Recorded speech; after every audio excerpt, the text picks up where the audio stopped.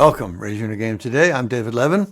This is our Friday episode, so we're talking about the inner game of life. Tuesdays are for the mental game of sports and competition. Fridays are for the rest of our lives. So how are you this week? I hope you are well, feeling good enough. I'm feeling pretty good today, though a bit of a rough day earlier. I'll talk about it later. Weather is pretty good. Drizzly today, but I did the first lawn mowing of the season the other day. That's always a big milestone. Also, pickleball has moved outdoors. First game's outside the other day.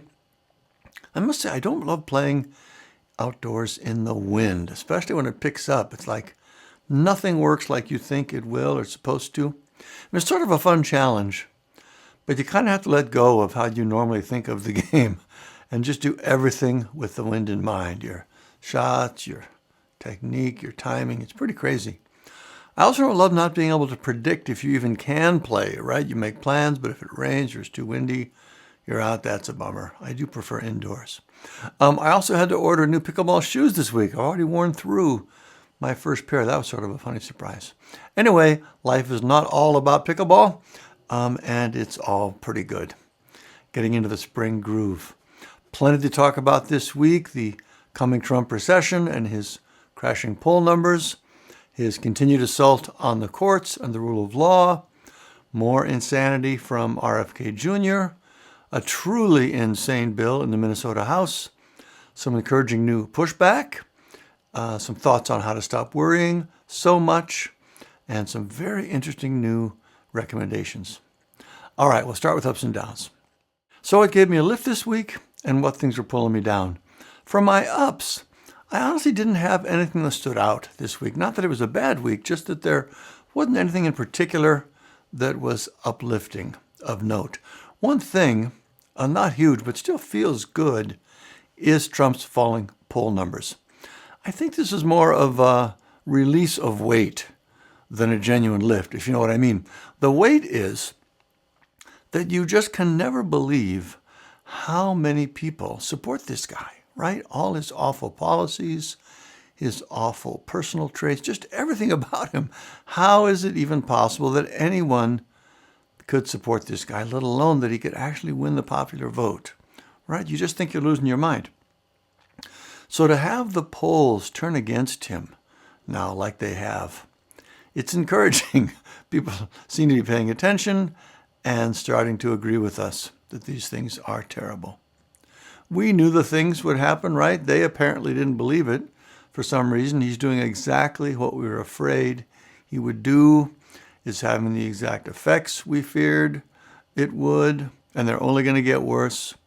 If all those people who are souring on him now had just paid attention enough at the time, a few months ago, we could have avoided all this.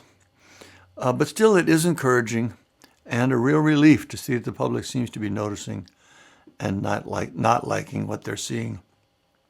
One exception boggles the mind. A recent poll said that 69% of evangelicals say the Trump administration's ethics are good or excellent. Their ethics. You could imagine having a positive view of some of their policies. It's not crazy, for example, to want to deport illegal people who are criminals, right? They're doing it in the most stupid, cruel way possible, but you can't imagine liking some of the policies. Liking their ethics is just absurd. Ethics is the worst part of everything they do. The corruption, the cruelty, the lying, the incompetence, the willful ignorance, the attacks on the courts and the rule of law. It just couldn't be worse in any way. On top of that, for this opinion to come from the people who are the most overtly religious and Christian, you can't help but wonder, how is it even possible? I'm not a Christian, but I think I understand the basic premise. I just don't see how someone who claims to be a strong Christian can feel good about the ethics of what these people are doing. I just don't understand it. But most people are not feeling that way, and that feels like a good thing.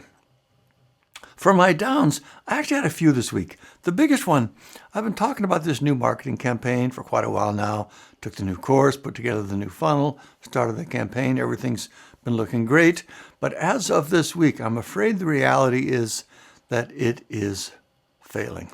The new signups are great, but the response beyond that has been disappointing, which means ultimately it can't continue because it can't pay for itself.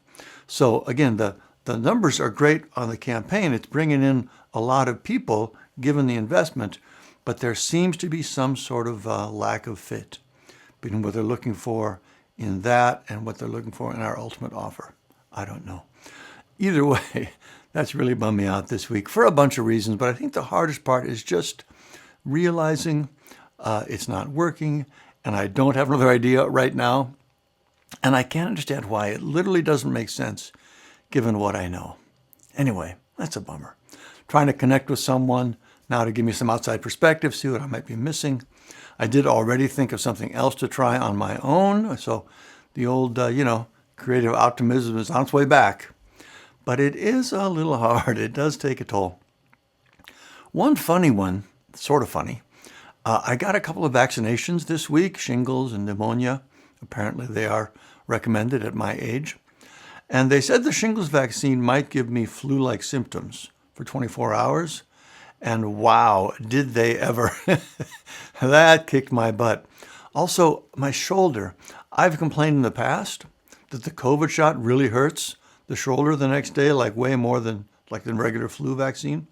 This was twice as bad as COVID. I could hardly move my arm for about a day. But the flu part, it wasn't all the way there. I wasn't just stuck in bed. I was able to do things that day, but I was really off. I felt like I had a fever all day. I was super tired. I was freezing, shivering at times. Just really not myself.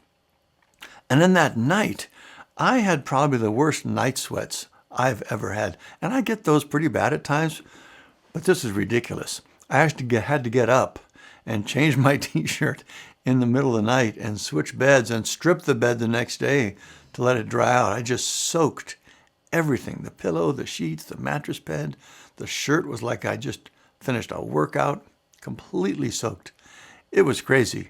But the next morning, I felt like my normal self again. It was all gone. So strange. So short term, but definitely pulled me down for that 24 hours or so.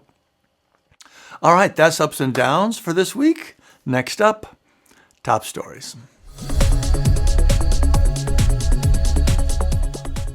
The big story this week has to be the coming recession. We saw a lot of numbers this week that all tell the same story. Prices are going up, supplies are going down, ports are empty, shipments are down, consumer confidence is down, shelves are going to be empty.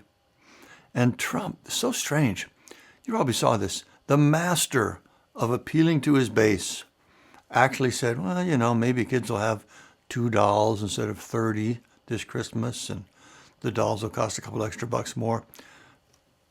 So clueless and uncaring. That actually surprised me. Not that he didn't care. That's never been more obvious. He doesn't care about anybody but him and his rich buddies, but that he would show that he didn't care. That was a surprise. I'm guessing that clip is he's going to regret that as things progress. Ray Dalio, one of the most respected people in the financial world, came out and said it's too late to undo the fallout from the trade war. Countries are building new connections. The damage cannot be undone at this point. That sounds bad, but again, exactly what we expected and what we've been talking about. Of course, they would do that, right? The economy actually shrank in the first quarter for the first time in 3 years. It was the worst first quarter probably since COVID. And of course, Trump is not owning any of it, even though this downturn is more clearly linked to his personal actions than any president in history. This is actually funny. In January, before taking office, the market was up. He posted, "This is the Trump stock market because they know I'm coming in and I'm going to be good for the economy." So he's not president. It's his market if it's up. Now, 3 months into his own term, the market is down. He says, "Oh, this market is Biden's market." He's just always completely full of shit. No surprise there. The problem is his inability to own mistakes is one more reason to expect the problem to continue and to get worse. One more reason it's likely to go, like it's contributing to the problem. He will never do the right thing simply because it's right or smart. He'll only do things he thinks make him look good, whether they're right or not. So anyway, economy is starting to slip, only going to get worse. The Doge cuts, which, by the way, are actually costing the government more than they're saving. All those lost jobs will start showing up in the numbers. Like the next quarter, that's going to be really when it starts looking serious for real. UPS announced they're laying off 20,000 workers. There are still plenty of triggers coming that will take the economy even lower. And really no indicator saying anything different. The other big story out of so many is Trump's executive order directing the Justice Department to go after ActBlue, the big Democratic fundraising site. I imagine you may have used ActBlue yourself to donate to a candidate or a campaign. I know I have. It's pretty much the only portal I know of for doing that. So this is not a big story because he has a chance to shut it down. He doesn't. There's no way that happens. I think this is big because it actually could hurt him.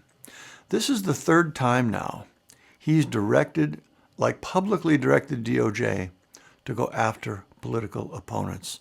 And that just by itself is a clearly impeachable offense, using the power of the government for personal political gain. It's way more than Richard Nixon ever did, and it's part of what he got or was going to get impeached for. And some senators and House members are starting to talk about that now, about impeaching him again when they get the House back in 2026. And I know it's like, really, impeachment again? It didn't do anything last time, doesn't mean anything, not going anywhere. I get all that. Might ultimately be true, but it might not too. As a lame duck president with less than 2 years left and record low approval numbers, it's a lot easier for senators to vote to convict. But even putting that aside, the fact that he would cross that line in such a public way shows that he's just going to keep doing more and more things that reveal him to be a wannabe dictator. And I do not believe the American people will stand for that. The polls are super clear on that. So I guess I think it's ultimately good news in a weird way, this attack on ActBlue. And it's actually way bigger than the coverage so far. I mean, there's a lot of other things to talk about, but this was, I think, has some pretty profound implications. Could be wrong about that, of course. We shall see. Also, of course, there are plenty of other terrible things he's doing all the time. Just a few highlights from this week. I'm sure you heard about this. They deported 3 children, aged 2, 4, and 7, one of which, a U.S. citizen, birthright citizen, blatantly illegal, deported them. This child was undergoing treatment for stage 4 cancer, kicked her out with no access to her doctors or medications. You can even believe the cruelty of that. Who can do that and live with themselves? They arrested a judge here in Wisconsin, made a big show of it, handcuffs, perp walked her to the car, didn't have to do any of that. That was not standard procedure. Also, there's a strong DOJ policy. I've heard lawyers talk about this a lot. Prosecutors, etc., do not comment on a case while it's still pending in a way that potentially bias a jury. They don't make claims that haven't been proven in court yet.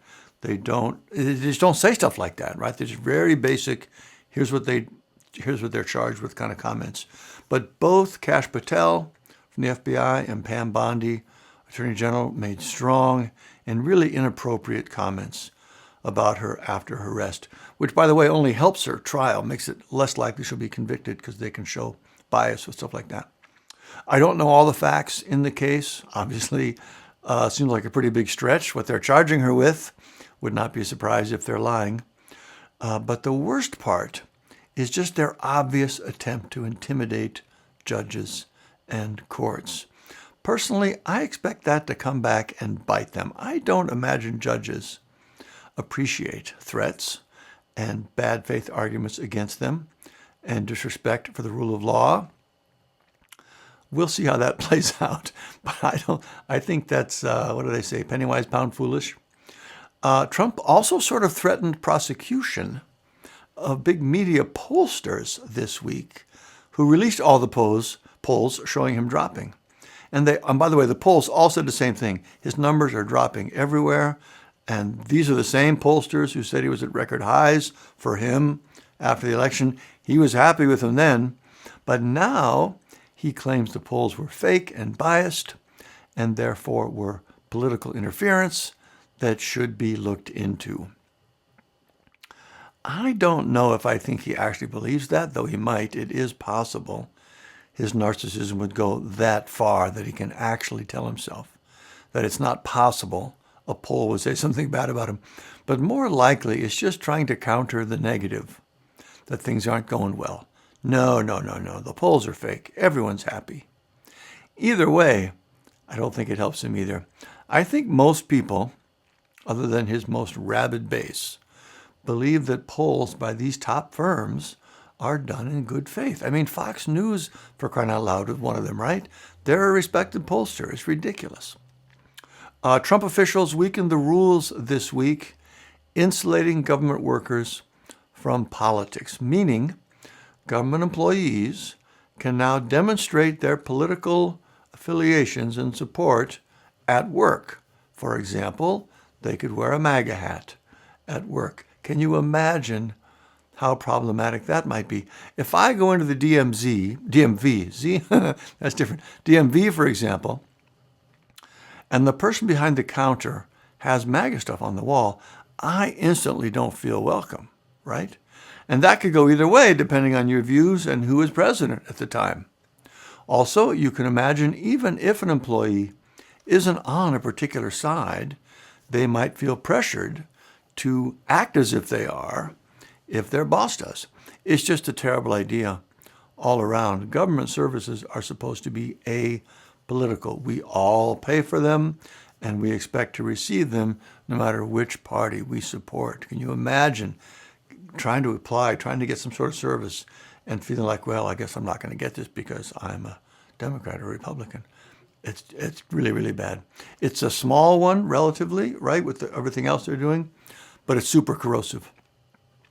In the petty and small category, J.D. Vance, on his trip to Rome where he killed the Pope, kidding about that, but he had like a 40-vehicle convoy blocking traffic, driving around in Rome. Why does he need 40 vehicles? Is he really that important? Not to me. He had them close the Colosseum to the public so he could have a private tour, canceled everybody's tours. That's never been done before, from what I heard. Everybody who had tickets was just out of luck, right? And then after all that, he didn't show up. He canceled his own private tour. What an asshole that guy is. This is a good one. The Naval Academy at Annapolis, we talked already about canceling the Ryan Holiday lecture. Now they canceled a screening of a new Ken Burns film. I think it was new. Anyway, Ken Burns movie. And that had nothing to do with the content of the film. It was just because Ken Burns has been critical of Trump. This is a military academy. They are all about honor and courage and service.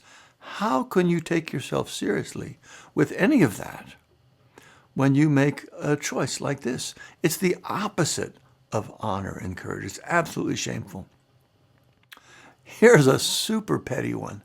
Trump refused to bring Biden along on Air Force One when he went to the Pope's funeral. This has been a tradition among presidents for a long time. In moments like this, we are one country. Our presidents travel and show their respects together. But of course, Trump is way too small and weak to understand anything like that. So Biden had to travel on his own. In the dumb category, the USDA withdrew plans to limit salmonella levels in poultry. Really? You know everyone eats the same chicken, right? Not just the libs. This sounds super dumb and dangerous to me. I cannot imagine that going well. RFK Jr., always a favorite. This is a follow-on from that great Malcolm Gladwell piece. He says the Spanish flu pandemic, which was the deadliest pandemic in history, flu virus, up to estimates maybe 100 million people killed around the world, was not, in fact, about a virus. He says people actually died from a bacterial infection that was a reaction to the vaccine. This is just a ridiculous and horrific misrepresentation of the facts. What actually happened was, and this is fairly typical, right? The virus weakened people's immune systems, just like COVID and HIV and lots of viruses do, and then they died from the infection they got in that diminished state. So technically, it was the bacterial infection that killed them, but it was because they had the virus in the first place. So that claim is like saying it wasn't the bullet that killed someone, it was the bleeding afterwards. It really is that huge of a lie. And when someone lies like that about something that fundamental in science, they can't be trusted on anything. They're simply not a serious, credible person. The administration canceled a $56 million grant for Narcan across the country. Narcan, you may know, is what you give people who are having an opioid overdose, saves hundreds of thousands of lives a year. They canceled it. Why would you do that? Who does that help? And by the way, they expanded the same program during his first term. How does that even make any sense? In the corruption category, there were two Wells Fargo executives who were fined $8.5 million for their role in a big bank scandal, ripping off customers. They donated $1 million to his inauguration. Trump intervened, cut their fines to $150,000. That was a pretty good return on their investment. In the crazy and craven of the week category, oh, this is a good one. In the Minnesota House, the state house, Republicans proposed a bill that would classify mRNA vaccines, the same miracle vaccines that helped pull us out of COVID, saved millions of lives. This bill would classify them as weapons of mass destruction with a maximum penalty of up to 20 years in prison. So nuclear weapons, chemical weapons, vaccines, all in the same category. That is insane, truly delusional, and so dangerous. And let's remember, Trump loves to boast about helping drive the creation of the COVID vaccine. As far as I know, the first major mRNA vaccine. It was a great triumph, and he's right about that. It was an absolute miracle of modern science and healthcare. But nope, not to Republicans, at least in the ones in Minnesota. Now it's basically a deadly weapon. They have lost their minds. A couple go to some Trump this week. You probably saw this. This was so wild. The interview with ABC talking about the Abrego Garcia case. Trump says, well, he had the tattoos on his knuckles, right there, MS-13. Interviewer says, those were photoshopped. He won't accept it. No, those were real, plain as day. You want me to show you the picture? I actually wish he had. See, the thing is, they weren't real. And it was so obvious if you've seen this picture. So the guy had other tattoos on his fingers, 4 different symbols. Someone added the MS-13 characters to this particular picture to illustrate what those images might mean, like they were a secret code of some kind. But it seems like Trump thought the added characters were also real tattoos, and he was not having any of it being told they weren't. It felt a lot like that eating the cats and dogs moment from the debate. It was really pretty embarrassing. He also said in a different interview, perfect Trump self-delusion, right? The question was, Mr. President, 100 days in, what's your biggest mistake so far? His answer, That's the hardest question because I honestly don't believe I've made any. Haven't made any mistakes. While the economy is tanking, his polls are dropping, he's deporting U.S. citizen children with cancer, the war in Ukraine, he promised to end in one day. There's no end in sight. But nope, no mistakes so far. Everything's going great. Everyone's happy. That's Trump's position. On the other hand, in the good news category, Mark Carney, new premier, elected in Canada. Again, I think you probably know this. Huge turnaround, 25-point reversal from where things were, all as a pushback reaction to Trump. You have to think that's a good thing, right? That will spread, not to our benefit directly, but to the rest of the world, minimize some of the damage. Microsoft fired a big law firm that had caved to Trump and hired one that had fought back instead. Again, it sends a strong signal, right? Courage is contagious, and it can also be profitable. It can pay off for you if you take the right stand. And finally, referred to this earlier, but John Ossoff, the senator from Georgia, he said this week he strongly agrees that Trump should be impeached. He was referencing his crypto coin corruption, selling access for personal gain. It's a clear impeachable offense, but there are several others as well. Again, maybe nothing comes from it right away. I still think it's good to be out there. The more people push back and stand up for what's right and just say it clearly, the more others will do the same. All right, that's Top Stories. Reminder, if you enjoy the show, please take a moment, give us a review on Spotify or Apple Podcasts. It is a big help in reaching new listeners, so thank you for that. All right, next up, Inner Game Gold.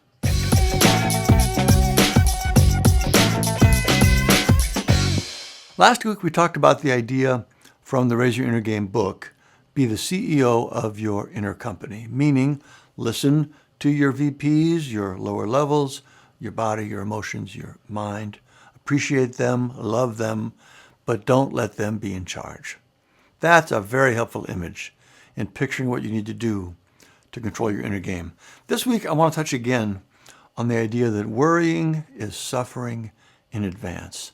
I'm a big worrier about all kinds of things, but especially about people I love dying when they're traveling. And Margaret and Francis are on a trip right now. I know it doesn't make sense statistically. It's extremely unlikely. I don't think they worry about that when I travel, maybe just because they wouldn't miss me. But I've done it for as long as I can remember, and that's just the way my big brain works. I also know it doesn't do me any good. Like, what possible good could it do, right? I mean, worst case, even if it did happen, worrying about it wouldn't help me deal with it. It's just pure suffering, no benefit. So this is a good example of how we deal with things that seem to be just in our wiring. And a lot of mental game issues are in our wiring. Everyone responds differently to situations. Some athletes, for example, are so stressed out that they're thrown up before a game. Others are so chill they're taking a nap. I've heard stories of both. So when we realize it's our wiring, it actually helps in a way because it's easier to not beat ourselves up about it. The fact that I worry in the first place is not a sign of weakness or a flaw in my character. It's just my big brain doing that. So that argument that our brains make a lot, that any issue is in fact a personal sign of weakness, that's off the table. You don't have to take it personally anymore. It's just like, I use this example a lot, but it's like having seasonal allergies. I'm not ashamed of my reaction when ragweed season kicks in. I'm just annoyed, right? I mean, it's still a bummer, but it's easy to deal with. All I have to worry about is the problem itself, not the bigger question of what it says about me, because it doesn't say anything about me. So anyway, worrying is like that. It's not something to be ashamed of, but it still is a problem. So the solution is just a classic raise your inner game approach. You notice when it starts happening, and you shut it down, and you repeat as necessary. And this piece of Inner Game Gold is a good reminder to do that. It's not helpful. It's just unnecessary, self-inflicted suffering. When you catch yourself doing it, just tell your big brain to knock it off. And if you'd like some help in getting your big brain to stop doing things like that, check out our Raise Your Inner Game book or Sports Academy training for athletes, because that's exactly what they teach you to do. Anyway, that's Inner Game Gold for this week. Worrying is suffering in advance. All right, next up, raise your outer game.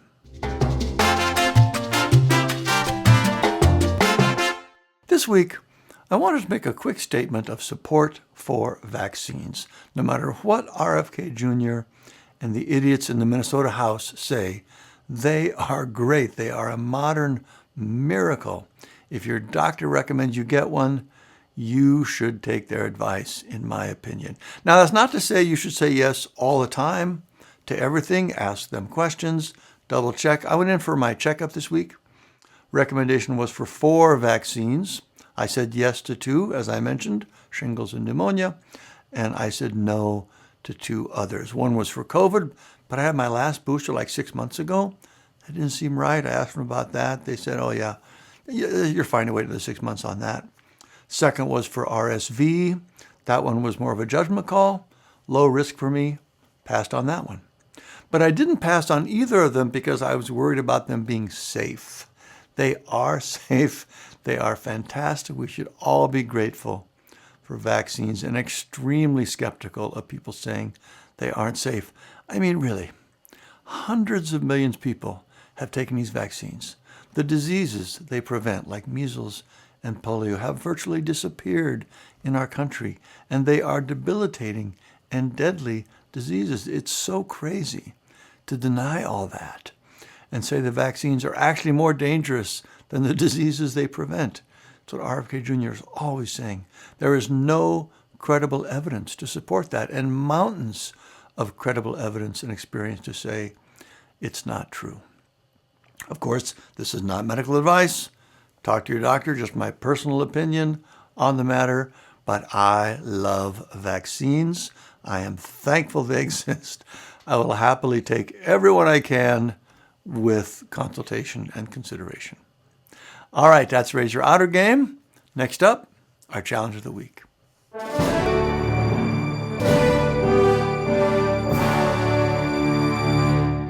This week, let's work on worrying or not worrying.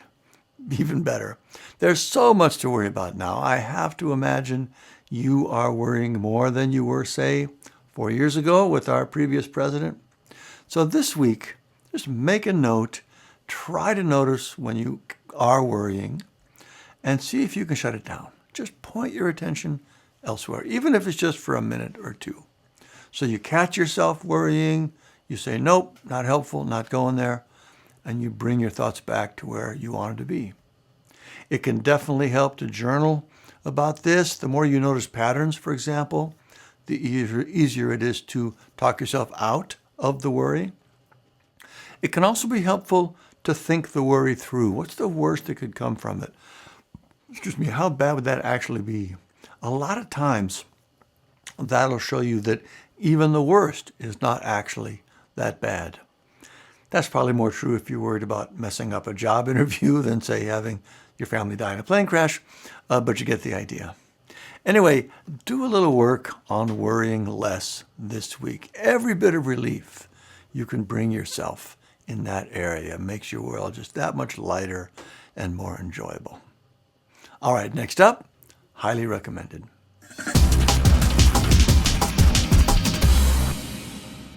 I finished the Berlin Exchange, the 60s spy book. That was pretty good. It was interesting, suspenseful, surprising. Happy to recommend that. Started a new one, Smokescreen by Sandra. I'm not sure about that one yet. It's probably going to be fun enough, Early impression that it also might be a little formulaic. We'll see about that. Still enjoying Your Friends and Neighbors with John Hamm on Apple TV. That's very good. Also The Studio on Apple TV. That one makes me laugh. It's just such good satire. Very funny. I watched one of the strangest movies I think I've ever seen this week. Mickey 17, science fiction. Same director as did Parasite, which was great, though pretty dark. The lead actor in this is Robert Pattinson. He was also very good. It's an interesting role because he plays 2 versions of the same person. They're clones of each other, but with completely different personalities. That's interesting conceptually, but also just as an actor, you never doubt who is who, so that was pretty impressive. Mark Ruffalo is in it. He's great. It's just very well done. It's just that the story and the situation, it's so strange. I'm honestly not sure what it was going for. There are a couple of interesting ethical questions in there worth exploring, but it was mostly weird. I'm not sure I can recommend that one. For a product, I'm actually pretty excited about this. There's a new electric pickup truck that was announced, I think just this week, by a company called Slate, backed in part by Jeff Bezos. It just looks like a very fresh approach to the EV market. Rather than being, super high-end, high-tech, and expensive like the Rivian, which also looks like a great car, this is the opposite. They're saying it'll start at like $20,000. It's super basic. It doesn't even come with a stereo. It has a mounting bracket for your phone or your iPad and a place to put your Bluetooth speaker. No electric windows. It's got the old manual cranks. It does have all the safety features, air conditioning, all that. It's not like, so basic that it's not a functioning, safe car. But it's just overall a very kind of pared down, accessible approach. Pretty cool. It's also modular. You can buy kits from the company to change the pickup into an SUV or like to an open Jeep sort of configuration, doors off, back open. Interesting there too. This is wild. It doesn't come with paint. It uses wraps, body wraps. You order your initial wrap color from the factory. You can order more kits to change it yourself later if you want. That's super interesting. Anyway, it's not out yet. They're saying late next year. Could end up, not being what's promised. But the promise looks pretty great to me. There's a link in the notes. You can check that out if you're interested. The Slate pickup truck. Last item. This is a funny one I forgot to mention last week. But on our trip to Zion National Park, the toilets available on the big hike we took were different from anything I'd ever seen before. Typically, toilets in places like that, pit toilets, hundreds of people using them every day, those are just going to be nasty, right? These were not nearly as bad as you'd expect. The big difference was, and apologies for the visuals, but you didn't actually see into the pit. It was the strangest thing. What you saw was a conveyor belt, like for real, a black, rubber-looking flat surface, a couple feet down into the hole, covered the full width. That's all you saw. And there was a pedal off to the side with a sign telling you to crank that pedal 5 times after you're done. That was how you flush this system. So you do what you're there to do. You stand up, pump that pedal, it advances the belt, and away goes your contribution, and you see an empty belt there again. It was the freakiest thing. But I have to say, it was an impressive improvement. No idea how the rest of it works, if there are other benefits beyond that, although now that I think of it, it wasn't nearly as stinky as you'd expect either. Maybe that belt created a seal. Anyway, shockingly new approach in a place you would least expect it. It was much appreciated and highly recommended. All right. On that note, that is our show for the week. I hope you have a great week ahead. Summer's getting closer and closer. Let me know if you have any questions. Otherwise, keep up the good work. I'll see you next week.